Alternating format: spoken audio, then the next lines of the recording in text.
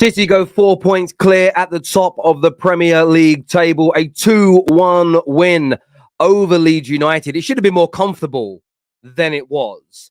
Haaland missing 2 or 3 simplistic chances today.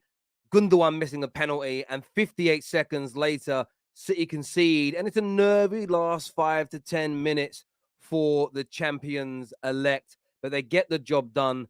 I think they now only need about 9 more points to go on and clinch the three-peat to retain their title, and a big, big victory for them. And they did it in second gear in many ways. They've rotated a bit this last week. Of course, big matches in the next week or so to come against Real Madrid. Chelsea also picked up their first win under Frank Lampard, a 3-1 win away at Bournemouth. And it was a very close game up until Badiashile gave Chelsea the lead. Then Bournemouth kind of fell off. A little controversy in the game. Should Bournemouth have had a penalty for the foul from Thiago Silva? With a lot of the soft penalties that have happened in recent weeks, yes. But as we pointed out on those shows, if the referee doesn't give soft penalties, VAR won't overturn them. So what is it? A soft penalties?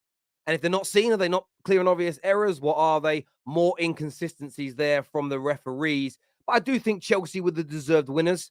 They played the better football. They took their chances. João Felix adding the cherry on top of the icing on top of the cake, on the top of the cake. And Chelsea stay up. And I think they were always going to, but getting those 3 points, just cementing that. I think now you'll see the announcement of Poch. I really do believe the rumours that they were just waiting to 100% make sure Chelsea were going to be in the Premier League next year. You never want to sign and they go down. Can you imagine? I don't think it would happen, but you never know. 42 points now. They'll definitely stay up. I think we already knew that, but it's 100%, I think, in most people's minds now. And a good win for Tottenham as well. 1-0 against Crystal Palace. Harry Kane moving to being the second highest goal scorer in Premier League history on 209 EPL goals now. The man's got to add some trophies to create that legacy. But I tell you now, absolutely brilliant from him. Breaks the record for the most headed goals scored in a Premier League season as well. And I would say that, you know what, when it comes to Haaland's broke so many records this year and everybody's focusing on Haaland. But at the same time, you've got to look at Harry Kane and say, what a season that man is having individually. DR here says, finally a win with goals, tears in my eyes. Mudeke and Mudeke from now on, please. Why is it when we play well, a player gets injured? Get Poch ASAP. You know, I was impressed with. Look, I thought both Mudeke and Mudeke both kind of overcomplicated things at the time and made mistakes. But that's natural for young players. That's why they need to keep playing. They need game time to iron out the creases, to undo the kinks, to remove the snags. Young players need game time. It's as simple and as straightforward as that. We can't get away from it. They need time on the football pitch. I look at Mudeke since he joined Chelsea. It's in, out, shake it all about. This kid needs to be told, listen, the next 5, 6, 7, 8, 9 games, you're starting. Relax, play your game. If you make mistakes, just keep trying. Because there's players in there. And I watched Chelsea today and thought to myself, there are some real players in there. There's some serious talent in this Chelsea team. It's just not been unleashed. It's just not been unleashed as of now. And yeah, for me, I kind of feel like, I feel they're going to come good. I do feel they're going to come good, Chelsea, if they get the managerial appointment right. And if the Americans and the non-football people stay out of the dressing room, I think Chelsea will turn it round. I don't think they'll be challenging for titles next year, as in the Premier League title. They won't be in the Champions League. But I believe there'll be a team that can push in the cups and a team that will push for the top 4, 3 or 4 additional players, a big clear out, let the manager do his job, and this Chelsea team will become better. There's just no doubt about that in my mind whatsoever. I think that there's some people that don't believe it, but for me,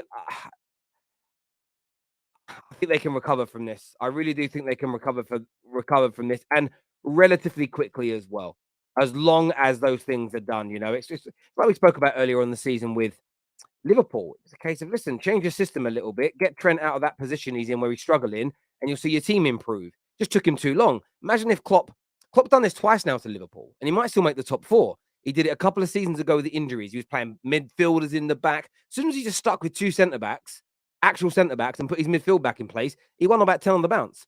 This season, if it had changed things earlier, they'd easily have made the top 4 because they've got brilliant players. And sometimes it's about just listening to your critics, making those changes and adapting. And that is what Chelsea need to do. Get the Americans out of the dressing room, get non-football people away from football decisions, let the manager cook, clear out all the dead wood, and they'll improve quickly because there is a hell of a lot of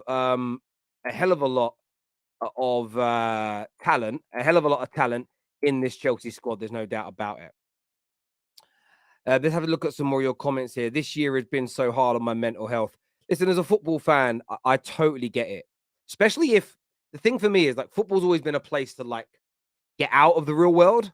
But when the football world's horrible at the same time, it makes it difficult. And I know sometimes smaller clubs don't understand it. Like, well, my club's always going through pain.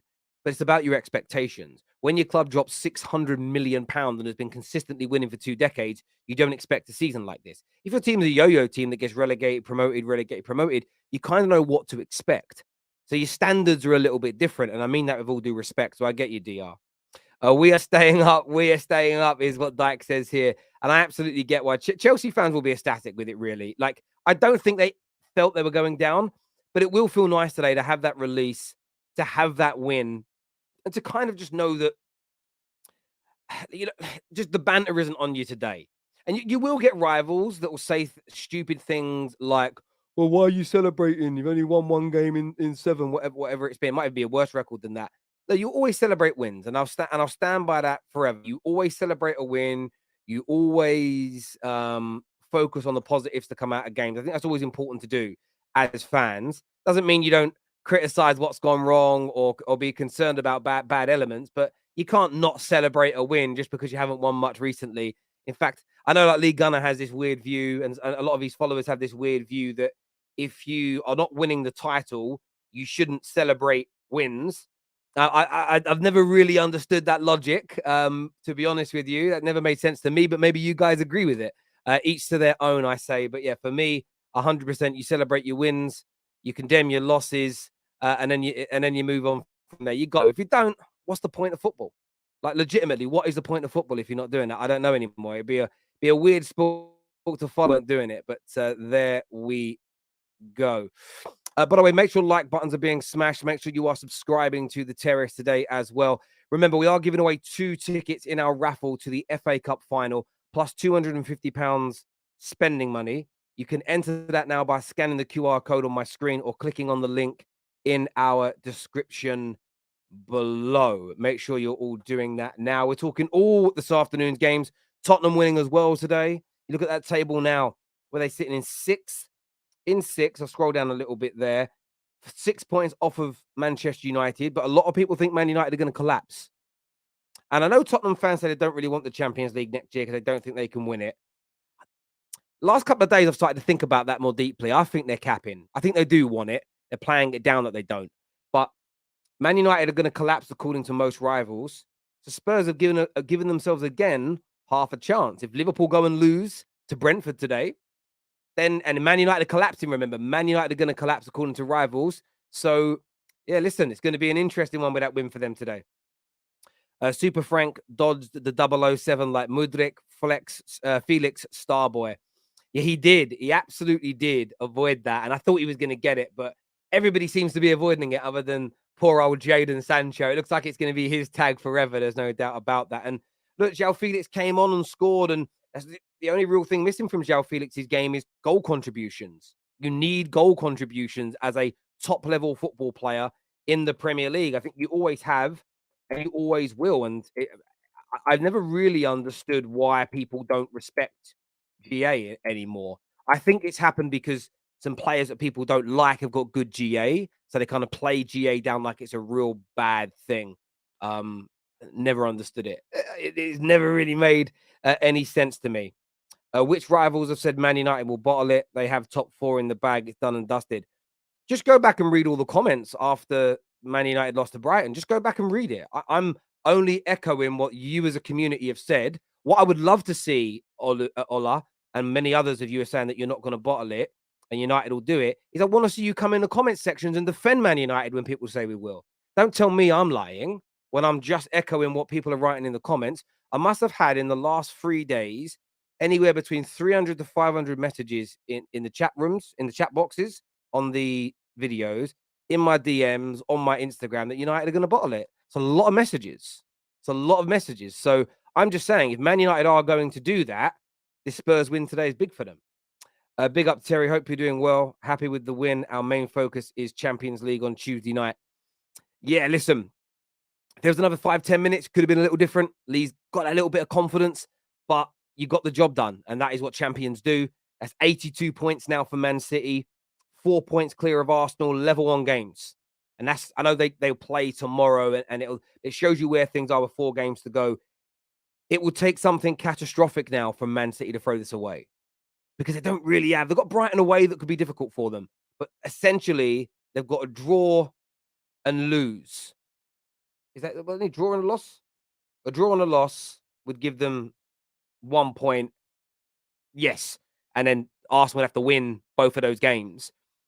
I just can't see where it's happening now for Man City. They're going to do it. They're going to win the last 4 games, I feel. I really, really do. Scintillating form and a little bit lackluster again. But this is what happens when you can go into second gear, when you're aiming for 3 trophies. And sometimes when you're not aiming for 3 trophies, or it's not really in your mind's eye, and you're aiming at a points total, it's easier to go hell for leather in games, score as many goals, win as many points. And you might find, by the way, that you don't win all your 4 games. You might find you win your next one, and then the last couple of games, as you're leading up to an FA Cup final and Champions League final, if you're there, you might drop a few points when it doesn't really matter, because you start resting and rotating ahead of those finals. I've seen teams do that in the past as well, and that's why points totals, to a certain respect, are immaterial. Because if Man City win the Premier League this season on 86 points, but do a treble, it's a better season and you're a better team than when you won the Premier League with 100 points. And we know that because the media are gearing you up to say this is the greatest Premier League team ever, not your Centurions team. Thus, what we've all been speaking about for 6 years, that points totals are very good, but they're not the barometer, is coming true. And this City team looks dangerous, my friend. They're absolutely dangerous, no doubt about it. Big up Terry and his community. He's built TFT is my go-to place after over Sky and BT. Thank you. I appreciate that, my friend. I really, really do. Liverpool are hurting United down hunting, I think you mean, for the 4th spot. They certainly are. And their game kicks off in 20 minutes and all eyes on that. Remember to come back here after that game where we'll be going live with a match reaction. I hope Chelsea filled the under 12s against City. Arsenal tears is what Younger said there. Well, it will be your young players, to be fair. It will be. Terry, did you enjoy King Charles's coronation? I watched some of it, and I didn't watch all of it because I had to take my kids swimming, but I watched some of it. Some of it was, I'm just someone that's very neutral on it. Like, I'm not a royalist. I won't defend everything they say and do. I'm equally not fuming at them. I very much look at the royal family as a tourist attraction. So I view the royal family how many of you might view London Dungeons or a theme park. They're like a theme park. They're basically like Alton Towers. They make a hell of a lot of money for the UK, a hell of a lot of tourism. And yeah, great. I don't really get involved in the political side because it's just not my world. I see grown men and women arguing about them on the internet, and I just think, wow. I mean, they probably think that about us talking football, right? I think the same about them. I'm like, it just literally changes nothing. Get rid of them or keep them. Does that help old people pay their bills? No, so I don't care. You know what I'm saying? I just don't see how it changes the world. Show me how it does either way, and I'll maybe change my mind. But anyway, there we go. They're basically a theme park. That is how I look at them. A tourist attraction. That is it. I'm going to bring my little panel out now. We've got Alan coming on. We've got David coming on. We've got Andrew, a.k.a. the Winter Surfer, coming on. And they look buzzing, these Chelsea fans, with this win. They really do. Not sure where the City fans are today, but we'll bring them out. Hit the like and the share button, people. Let's do this. Welcome back. Look at you buzzing there, boys. You stand up. We are staying up, so we are staying up. Like it. David, I mean, probably your best performance under Frank Lampard. Decent win as well. Yeah. give Lampard time, is what I would say if I was delusional and was a match-going fan, but I'm not. As I said when he was signed, all Lampard has to do is win one game. He's got to win one game, get us safety, and then he can cut. And he's done that now. So see you later. Hope you never manage us again. I don't want you again. But the performance today was actually quite good. Like, I will give it to him. The performance today was actually quite good. There were moments of like, oh no, we're about to get like done again because we scored quite early, and that's quite rare. And Conor Gallagher I didn't absolutely hate Conor Gallagher today, which is actually very, very rare. And then they scored, and I was like, oh, it's going to happen again. But no, the boys actually did very well. Mudeke, I mean, that kid's special.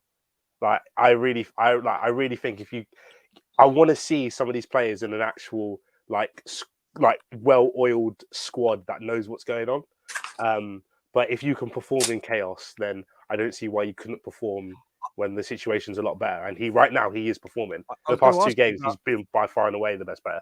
Yeah, so. I mean, he was very good. He was very wasteful at times. Very much reminded me of, strangely, he reminds me of Zaha, if that makes sense. Like, very good, but can be wasteful. But he's young, and if he's coached and he's nurtured and developed, and that end product comes, there's a serious player in him. And I actually think the same for Mykhailo Mudryk. He's got a confidence crisis. But if you could get those two on the left and the right, confident, productive, with the speed that they've got as well, there's some danger there. And maybe that's again the players that we did sign in January. You can see what the club is trying to do, and every time those players tend to play, they do actually provide something where you're like, oh, maybe the game wasn't great for the whole team, but you're looking at that player and going, oh, though there is a player there. Like Enzo, again, I know 100 mil is a lot of money, but there is a player in there. Whether you think he's worth 100 mil or not, that's by the by. He is actually a very good player. Same thing with Mudeke, same thing with Mudryk. Badiashile again got a really important goal today, performed really well. There are loads of these players that we signed in January where you can see what it's building towards. It just needs the right person at the top to steer everything in the right direction. There is things going on, and what really annoys me is that when I speak to people who don't know a lot about Chelsea, they're still going with this whole, oh yeah, Todd Bowley's just out and about doing whatever he wants, doesn't have anyone in the back room, blah blah. And it's like, I understand where you're why you would think that, but there are things going on. It's just that obviously because there was such a mess created from the last regime and the start of Todd's regime, those changes you won't be able to see straight away. But it's the club is building towards something. And to be honest, next year, not having that European football and having weeks to prepare for stuff and so on and so forth, I think will actually be quite beneficial. I think the club probably needed this whole reset rather than I was talking to my friends about it earlier. I felt like if in the magical world we had won a Champions League, I felt like that probably would have created more problems in the future than solved problems, because we would have been in the Champions League again and we would have had players playing and so on and so forth. I'm not saying I don't want to win a Champions League, but I'm saying having all those games and not being able to actually mold the squad into what you want it to be would have been probably a slight issue. So as long as they get the next bits right of just building towards something, I won't have an issue with what's happened this year. But it's about building towards the right thing. That's the main thing. Yeah, and I think listen, as a neutral looking at you today, or a rival but neutral to the situation, there is some good football. There's some good footballers. There is some good football being played. There's definitely a confidence crisis, which a new coach has got a bit bleed into there. But from your point of view, Winter Surfer, what were the highlights? We haven't done this much with Chelsea. What were your highlights from today, barring just the win?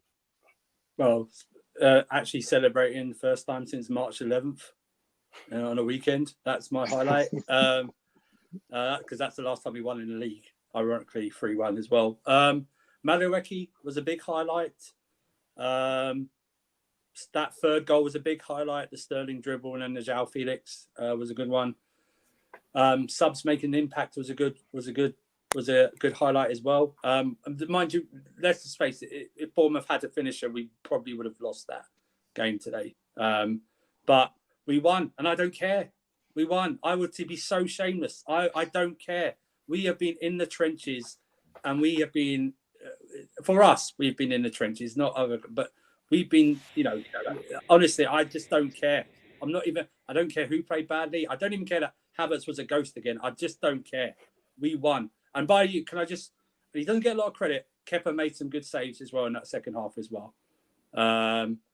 But for me, what made me laugh was that we were doing last ditch tackles from about after we scored the goal. They got through us so many times. But like you say, Mudeke was the biggest highlight for me. Just need to get his shot power a bit more, harder than a pass back, and he'll be able to do something. But listen, we won. We're staying up. No Europe, so no July qualifying fixtures for us. Now just get Poch announced this week, please. Just get him announced, and I'm fine for the rest of the season. Well, this will be the perfect time to announce Poch. Announce it now. Do it now. You announce it now. There's a win. There's a feel-good factor. The fans will be far more receptive to it if he's announced this evening or tomorrow. Yeah, no, 100%. I think now is definitely a perfect time just to give us a little bit more clarity, because this season has been the worst season that we've seen in our history, pretty much. I haven't seen a Chelsea team this bad. And it's ironic because on paper, we're not bad at all. Even that third goal, you can see the quality is there, Terry. Like the little link up between Felix and Sterling. This is what you expect from these type of players, but we just haven't had that conductor all season to actually coach these players and help them play like that. So I think right now would definitely be a good time to announce Poch, because it seems to be pretty much done. They've said they've offered him. Matt Law said that they've offered him the job. So it's up to him now to decide whether he wants to accept it or not. So yeah, I think this will be a good time for us to announce him. Give us a little bit more clarity. We've still got a few games left as well. Donny was waiting. He was waiting to see if we got relegated first. If we get relegated or not. Yeah. So I think today definitely will build a lot of confidence for the games that are remaining.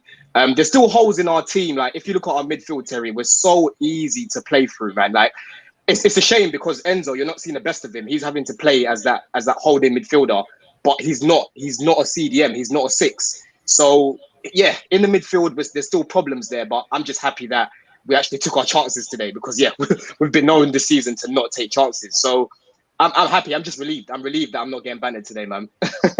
I hear you. Obviously joined by the Tottenham boys as well, Alan and Dam. I know Patrick's here to talk City. We will be mentioning that as well. But Spurs with an important win today. It's been a clean sheet, an important win. Harry Kane breaking more records. Decent performance today, Alan. It was a poor game. Before I start, congratulations, Chelsea fans. You avoided relegation this season. Go again next season. It's still going to be well. So big up to you. For myself, with Spurs, it was just one of them. It was a really bad performance, but it was just Palace was just as bad that it looks like it was a decent performance, but it gets you a win. Mason tried a few different things, and some of it looked good, some of it looked bad. But yeah, it's one of them things where we'll take the win. People I don't know. It's just one of them games. It's not.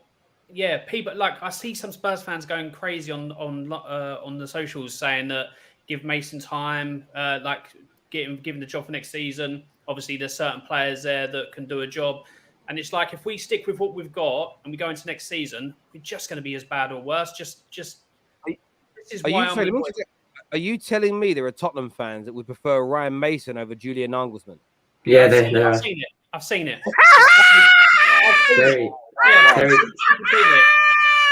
There's Tottenham fans. What do you guys call these people? Because the people that want Frank to stay, we say proper Chelsea. What do you guys call? What's the equivalent of this? Delusional is the only word I can say. Literally, I've seen people say because Ryan Mason looked like he was changing the formation and going for 4-4-2. This is elite from Ryan Mason. I'm thinking to myself, what on earth's going on? I just don't understand it. It wasn't even a 4-4-2. I know, but people thought it was going to happen like that, and that's why they were saying, "Oh, it's elite," changing it. I'm like, it's ridiculous. This is why people don't take Spurs serious, because you have some fans out there that will just be like, "I'm happy with people that have come through the academy and passion and staying with Tottenham," and it's like, no. It was a decent performance. Emerson Royale played well. Romero played better than he has. People were saying this because Dyer's out of the team. It could be. It could just be that.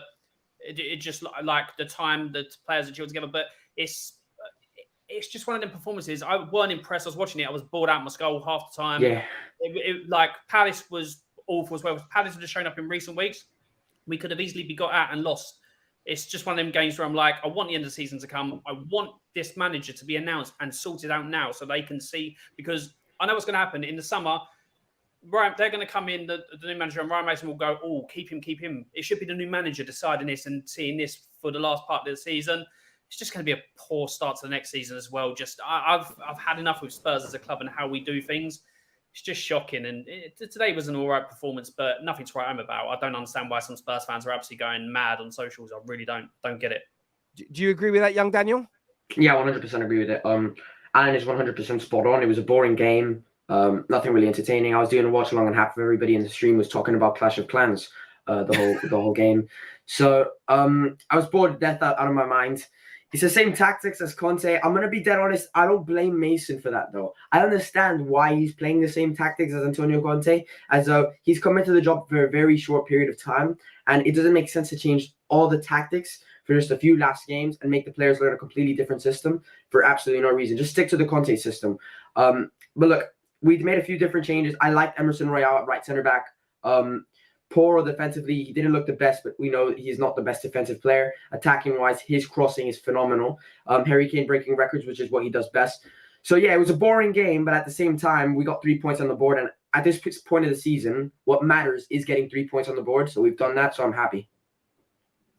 Yeah, no, I absolutely agree. And I've got Harry Kane, as you say, breaking 2 records today. Most headed goals in a Premier League season. Becomes number 2. Let's say breaking a record. He's surpassed Wayne Rooney now and gone into 3rd in the all-time scoring charts. It's phenomenal. I think he's also got the 2nd best or 3rd best goals to game ratio in Premier League history as well. So a brilliant day for him individually as well. Jacob, but both like Dan and Alan have said, poor performance, happy with the win. But it feels just like going through the motions now for these last 3 or 4 games until the end of the season. Or are there some hopes here of Champions League football if Man United have a little slip-up? No, I don't think any Spurs fan in their right mind has any Champions League hopes right now, personally. For me, I just wanted to see something different, and I'm going to have to disagree with Dan just a little bit. I think, why not? Let's see what Ryan Mason can do for these remaining few games. Why not? Because when he took over for Jose, it was like, okay, what is Ryan Mason's tactics? What's his formation here? Same thing Jose did. Just a couple different, his few of his mates in, right? We call him Ryan Mason. And it was actually nice to see him divert away from Conte's tactics, because for me, that's a little bit of a safety net. Say, oh, this is what we've run all season, so I'm just going to kind of stick with that. To me, that just seems a little weak mentality if you're trying to actually be a manager in some capacity in the future, not at Tottenham, but somewhere else. And I think it's funny that some people are Mason in. Sorry about that. I think my connection messed up a little bit. You're back. Sorry about that, but I think it's a little silly to want Ryan Mason in a serious note, just because he hasn't managed at any top level, really. I don't even know if he's got his UEFA license, technically, if he can even manage, say we were to get into the Champions League. But we're not going to get Champions League, maybe Europa, maybe Conference League. To me, I'm not really pressed either way. We need to see some changes. I think Dan, Allen, and we all agree that we need to see some kind of change before we really get all excited and high and mighty on anything we do. For me, looking at the 11, dropping Eric Dyer, that is a must do. Look at what happens when you don't have Eric Dyer out there. Guess what?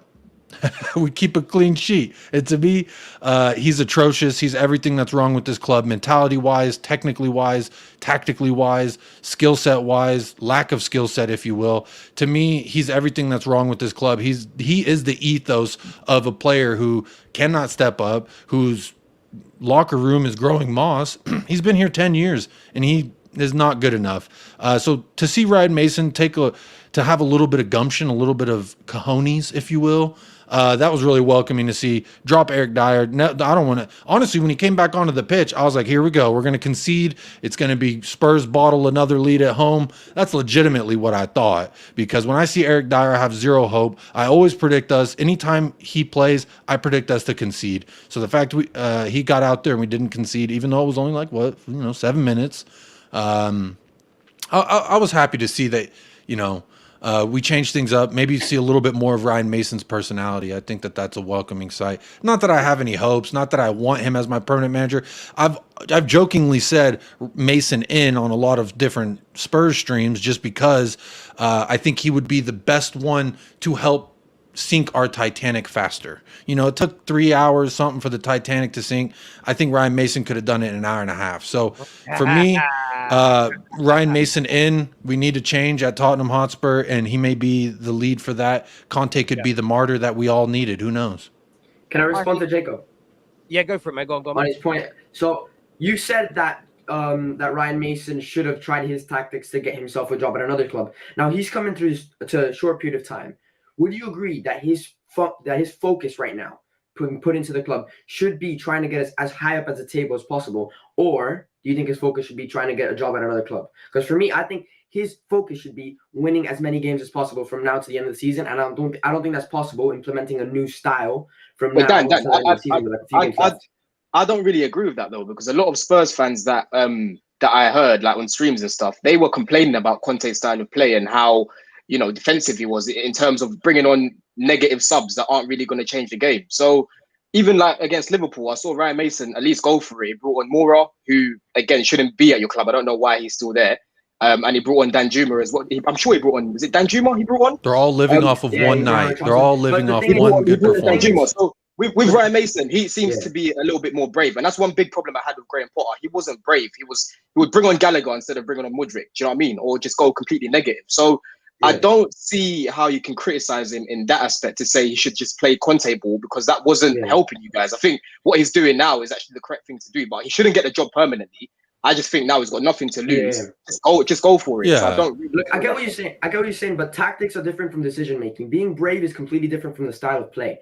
You could play the same tactics and the same system, but bringing on players in like times where you need players to come on and change the speed of the game, that has nothing to do with your tactics. That's just being brave. I think he should stick to the Antonio Conte's tactics, but he should be brave with his substitutions. They're two completely different things in my mind. Yeah. So, but the thing with Antonio Conte's tactics is, Dan, these players are not good enough, and we saw it all season. That's why Conte got himself. These players can't do what Conte requires. So to me, these players can't do what Conte requires. These players can't do what Mourinho requires. These players are not good in attacking football. They're not good at defensive football. They're just not good at. So why would we? So why would we stick on that? That's what I'm saying. Why would we stick with the tactic that these players clearly cannot grasp at this point? I think you got to change something. You got to try something different, because if not, you're constantly making the bed and then laying in it and being like, why is the bed not made? Because we keep going back and forth with this. You know, I just want to see something different. And today it wasn't great, but I saw something different. And I think that's something to hinge on. I say, Jacob, I get where you're coming from. I think for me, again, everything's about balance. I think it's absolutely right to go, right, let's try something different, because what Conte was doing wasn't working. But it's where certain Spurs fans, I'm only going by what Alan said, are like, oh, give him a chance at the club. That's too far, because even if he wins you 4 or 5 games on the bounce, he isn't ready to try and get your team to where you want it to be. He's just not, in my opinion. No managers. It's well, there are managers that could do it, but they need to be elite. Nagelsmann can get you guys back towards competing, but like I think, listen, your club spends enough money to win major trophies. We don't spend it well, though. Yeah, you can spend money on a bunch of trash. That's exactly the point I was going to make. Your owners need to spend the money on who the manager wants and stop lying to your managers. You've lied to your last 3 managers, made them promises and not delivered. How clubs are run, for me, is infinitely more important than the quality of manager you've got. Because it doesn't matter if you've got Pep. If City was run like shit, Pep wouldn't be doing this. That's your foundation, the way your club is run. So I think it doesn't really matter if it's Ryan Mason or Nagelsmann or you get Pep off City. You keep running it how you run it, you will fail in the long term. And that's why your fans should be focused on. It's like with Chelsea. If the owners stay at the dressing room, let football people run the club, let the manager buy and sell who he wants, Chelsea will be back to competing for the top 4, in my opinion, next season, and challenging for the FA Cups and Carabao Cups. They might not win it, but you're there or thereabouts. They're a few years away from challenging for the Prem, but how you run a club is key. And all the clubs near the top of the table doing well, they run well. All the smaller teams doing well are run well. All the teams doing shit are run badly. I mean, it's just you don't get a well-run team who invest money with a brilliant manager that are crap. I just don't know where those teams, like, not long term anyway. It's a mad one to me. Yeah. Just on that, Terry, that's why I'm not overly criticizing Bowley and that, because they've made mistakes this season, but these mistakes can be rectified. So they just have to bounce back next season. And like you said, stay away from the changing room. just let Vivell and Win Stanley and that sort everything out in terms of the recruitment side of things. And just, like I said a million times, open your wallet and just bake off, okay? That's all you need to be doing next season, Todd Bowley. That's it. 100%. Patrick, are you there, mate? Because you haven't turned your cameras. I don't think you're there. Oh, he's gone. Oh, he's back again now. Yeah, I'm right. I'm right here. How you doing, mate? A big win for you guys today. A little nervy towards the end, but 4 points clear at the top now. You must be almost ready to sing "We Are Champions" again. I'm I'm just sitting here laughing as every time I've come to your channel, I was looking at Arsenal fans and giving them this promise that if you bottle this, if you bottle this, everybody from Arsenal, if you bottle this, I'll be there to pick up the pieces. If it's a stream that's 24 hours, just sitting there laughing at you, drinking, looking at you guys as you're crying, I'll be there. To be honest with you, today shows what every City fan knows. Man City can stop themselves if they want. There's a lot of sentiment in our team, and it's happened in the Champions League before where, somebody else is supposed to take a penalty, or somebody else is supposed to take a free kick. They give it to somebody just for the sake of, he's senior than me, or why you are the one who's in form, or sometimes you're about to score, you give it to somebody else. It was quite funny to see. I knew it as soon as he handed it to Gundogan. I was like, oh my God, Gundogan was taken off pens last season because he missed a few. So what are you doing? And Pep was fuming. But to be honest with you, it's looking comfortable for City. Whether it's somebody with a new manager bounce, it's Big Sam. Whether it's another team coming to pack the bus like West Ham, trying to pack the bus and make it uncomfortable. It's looking very comfortable for us. But I think we just have to continue driving how we're driving, beating these teams. The next games are away games. Obviously, our next game is Madrid. I know a lot of rival fans, especially Arsenal fans, especially to you, are looking for us to fall. I hope Newcastle slap Arsenal, because as soon as they slap Arsenal, I know that we can afford to lose 2 games. But you know, Terry, I don't have to say much. Look, I'm not like fans from other clubs who are under stress right now. I have no stress. I'm smiling. I'm 4 points on top. Alan, I have a video. I clipped a video of you talking ish on Igal's channel when you guys were saying you're going to catch up to us. I have that video to send to you very soon, Alan, that receipt. So I'm keeping it. I'm keeping that receipt because he was giddy that time after he beat City. No. He's like, we're going to catch you. What? Just catch you. So anyway, after that, guys, Chelsea fans, congrats. You guys are not going down. I'm happy to see the biggest club in London stay up. Appreciate it. It's good when the big boys stay up. You're talking about Fulham? No, I'm talking about Chelsea. Chelsea is big in London. Let's be honest. Yeah, man. Come on, we're oil cousins. Man City and Chelsea. Nah, let's not start that. We were not friends. We were not friends. Oil cousins. Anyway, Terry, that's all I want to say, man. I'm so happy we're up top, but I cannot stay longer because I have to go pick up my daughter. But big up to everybody. Alan, nice to see you again. We'll be seeing each other very soon. Cheers, what bro. was it? I need context. What was the thing? I was run away now. He has said that you said you were going to catch Man City this season. That's a disgrace. What were you drinking, Alan? Catch Man City. Yeah, you're a Spurs fan. You wouldn't say we about it. No, hold on. I don't recall that being said at all. It'll probably be something well early on in the season and me just being like taking a piss out of a Man City fan. But I'll wait for him to show it and we'll see. He said you said it after you beat them. Oh my day. I want to wind him up. Yeah, I'll do it all the time. Alan, you're in the mud, bro. You're going to be in the mud after that one. We have some super chats here. This from Jerome says, we definitely need to be out of the Europa League next season. At least let's focus on domestic cups.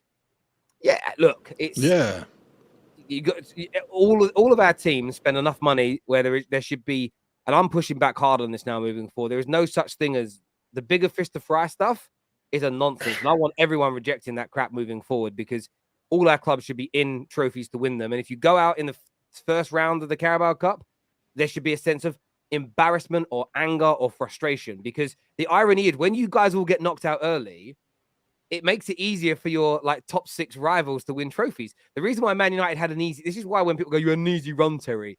The reason why I laugh at that is only because all those shit teams that you said we beat knocked you cunts out. It don't make sense as banter. Oh, goody. When I say cunts, I mean it in the nice Cockney way, not you individual people. I just mean the collective groups.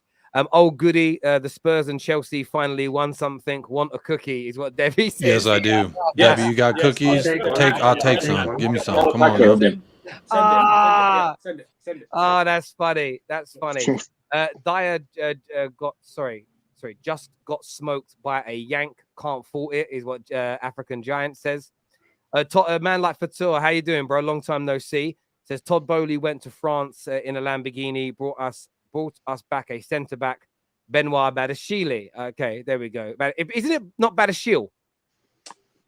I'll say Badiashile. Bro. Say In Badiashile. the sake of the chat, just call it Badiashile. Yeah, for the chant, it's got to rhyme with Lamborghini. So yeah, I hear you. Great chant, Fatur. Hope you're well, my bro. Nagelsmann not ready to advance negotiations because we don't have a director of football. That's a madness if true.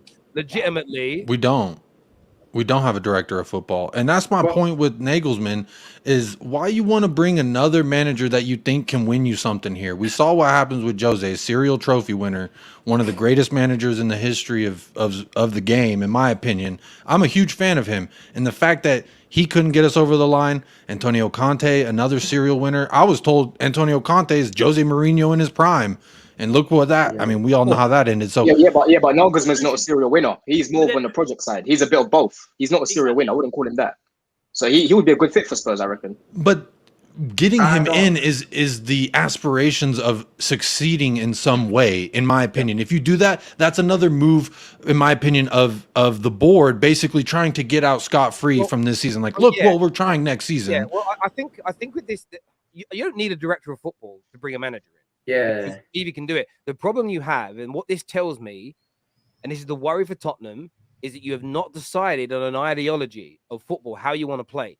Because if you know how your club wants to play football and the type of players you need for it and the type of manager that's needed, it's great to have a director of football, but you don't need one. The reason, if it's true that it's slowing down because of that, maybe Nagelsmann's sitting there and saying, listen, I don't trust what you guys are telling me. We don't know what direction the club's going in. You bring me in to play my brand, but you buy me players for Diego Simeone, we're in trouble. And that's what's gone on at Tottenham now for 4 or 5 years. Your manager and your players are not a match for each other. It's square pegs round holes.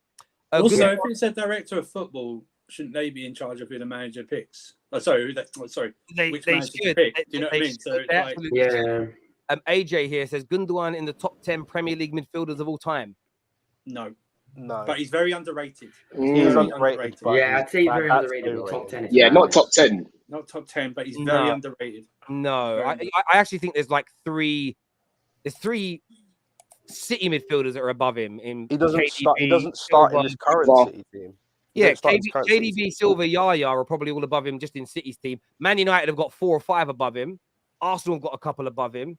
Chelsea have got a couple above him. You know what he's like, Terry? I'd take them over him. He's like, remember Park for Man United? Remember, he's like, he's better than Park. What I mean is he's like him in the way he just pops up every now and again.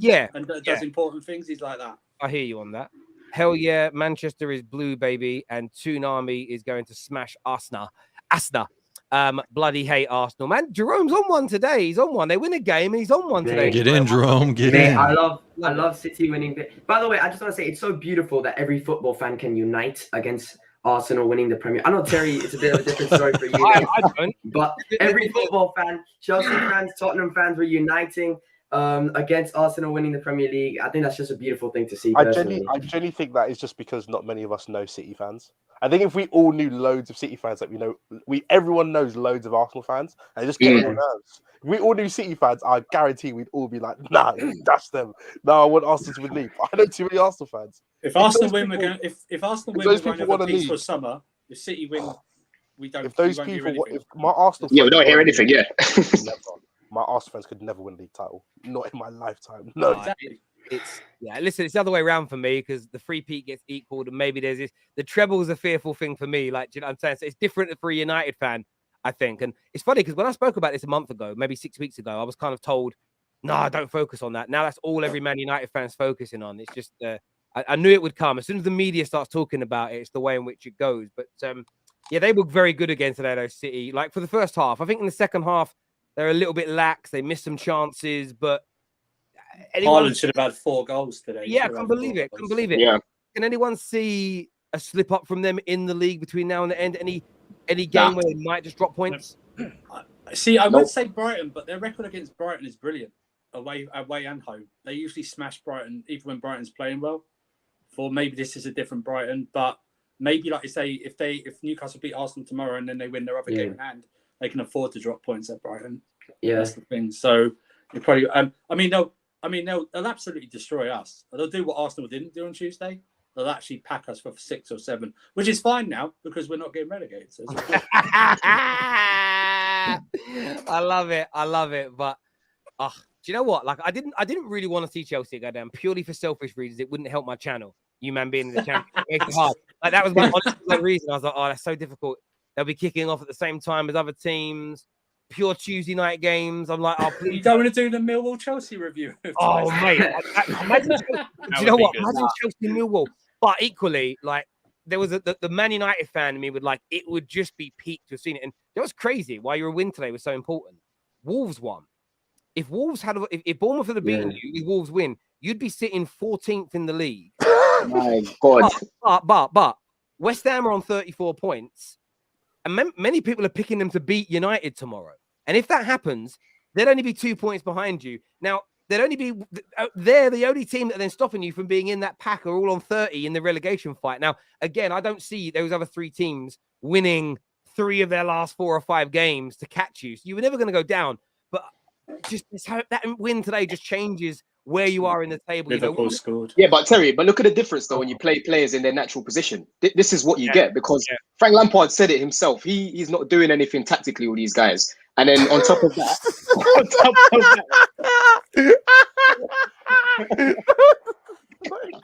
the first thing you do, you don't do any tactics, and then you play players out of position. The least you can do, at least, is play people in their position, and that's what you get when you play, players like Mudeke in their position. So, yeah, man, I'm happy with today. I'm happy. I'm gassed.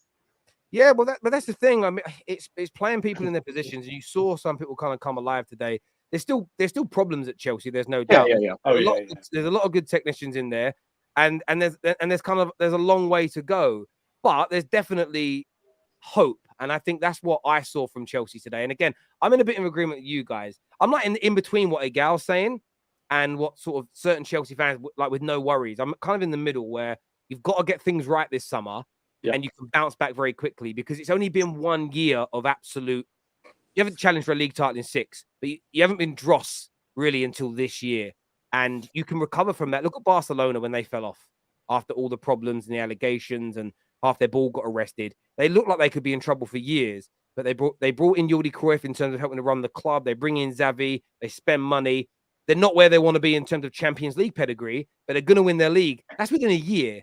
And I know that there isn't the same monopoly in England as Barca and Real Madrid have over there. However, you can bounce back quickly if you make those decisions right. If Man United in the summer of 2014 would have got their shit in order, there's no way we'd have gone this long without a title race because we're only 1 year, a couple of years after winning one. You just don't want it to be 3, 4, 5 years of this crap because then it becomes a very hard ship to kind of turn around. Debbie here says, congrats, Chelsea. You get an angry Haaland on the 21st of May. Don't care. We're not getting relegated. Don't care. Yeah, you know what? Just hold the L. Just hold the L. For the sake of Arsenal bottling the Premier League, just hold the L. Hey, David, we can now be vibes now, David. Now we're not getting relegated. Today was vibes. Today was actually vibes. Is Conor Gallagher the best Chelsea player in the past 2 months? Someone answer me that. No. Does he have the most goals in the past 2 months or no? Yes, he does. He does. Yeah. Yes, he does. So 2 goals.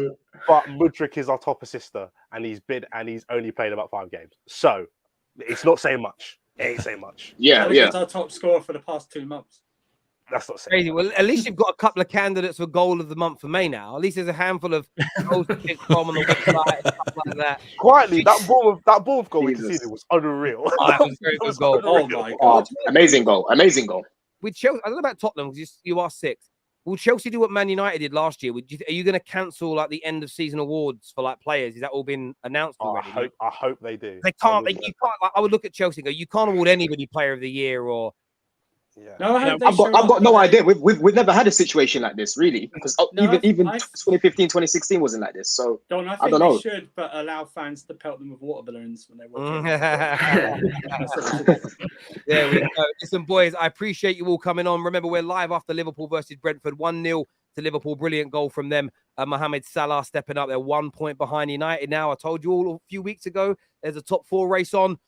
Please hit the like button before you leave. And if you want to enter the raffle to win 2 tickets plus £250 spending money to the FA Cup final, scan the QR code on the screen or click on the link in our description below. Unlimited entries allowed. So get yourself in there now. Until next time, take care. Goodbye. God bless. And we'll see you all again very, very soon. Thank you.